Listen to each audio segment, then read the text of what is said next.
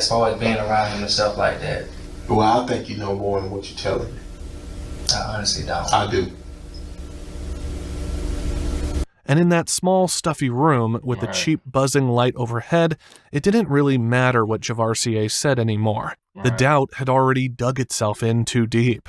After the interview ended, investigators requested Javarcier to hand over his phone. He agreed, and investigators had dug through his phone. They uncovered something they hadn't seen before, a trail of deleted messages between him and Caleb Short, exchanged right around the time of the murders.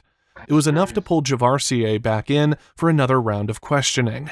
This time, they weren't just coming with questions, they had a search warrant in hand. Then, a forensic technician stepped in, carrying a small kit. First came the saliva swabs. All right, I'm gonna rub this in one side of your cheeks, Okay. And then I'm gonna take the second one to the other side. Okay. All right. After that, it was time for the hair samples. Mosaic Classical Academy is the best choice for schooling because we're... Try to be quick, buddy. This guy kind of take like 25 random ones, okay? Really?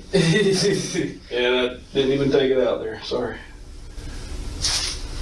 The technician wrapped up and signaled to the detective that he was done, but not before cracking a joke. All right, now you drop your pants. We'll get something nice. I was gonna say, I don't know what y'all got going on. Nah, we're kidding. Detective Malone stepped back in. This was the last chance he was offering him. The detective then dropped the first real card on the table. He circled back to his phone, the one he had willingly handed over last time. But the explanation came out tangled, nervous, and Detective Malone didn't seem too convinced. The session was winding down, but the consequences were only just beginning. I appreciate your cooperation, Dave. Yes, sir. They arrested Javarcier the very next day. No struggle, no drama. He was picked up quietly from his grandmother's house. He pulled out a form. It was a standard rights form, outlining everything Javarcier needed to know before they went any further. While Javarcier sat in jail, something unexpected happened.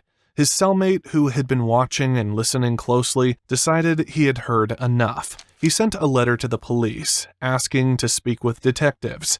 The detectives didn't waste any time. They set up a meeting inside the jail, ready to hear whatever the cellmate had to say.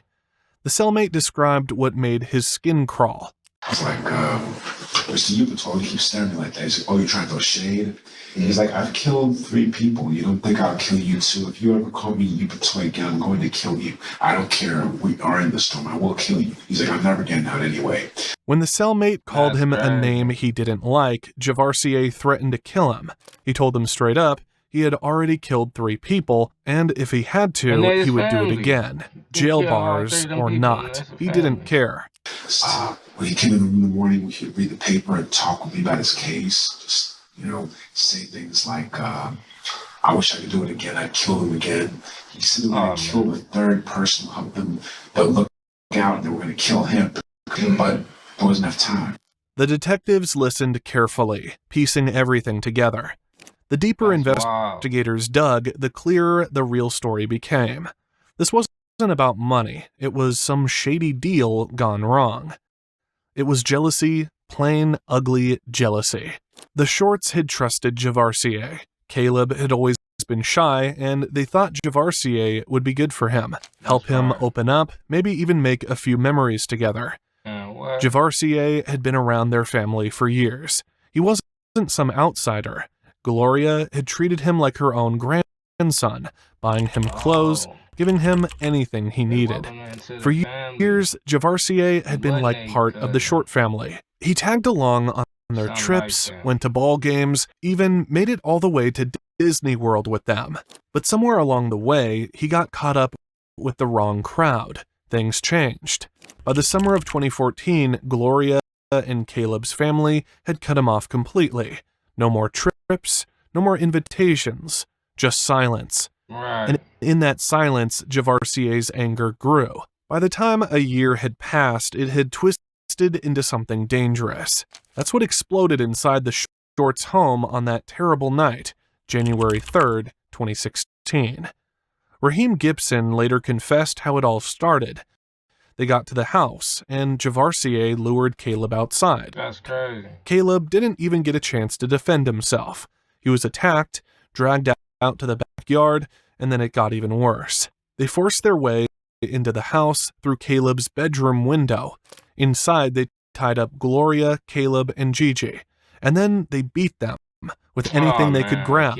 A dumbbell, a broken teapot, a lamp. The rage was out of control. It wasn't just about hurting them, it was about destroying everything they had. Javarcier wanted what Caleb had: the love, the life, the family. And when he couldn't have it, he decided to take it all away. That's crazy. Confronted with all the evidence stacked against him, Javarcier Tapley finally pled guilty to 3 counts of malice murder. There was no deal, no escape hatch. The judge handed down 3 life sentences without the possibility of parole. Javarcier wasn't going anywhere.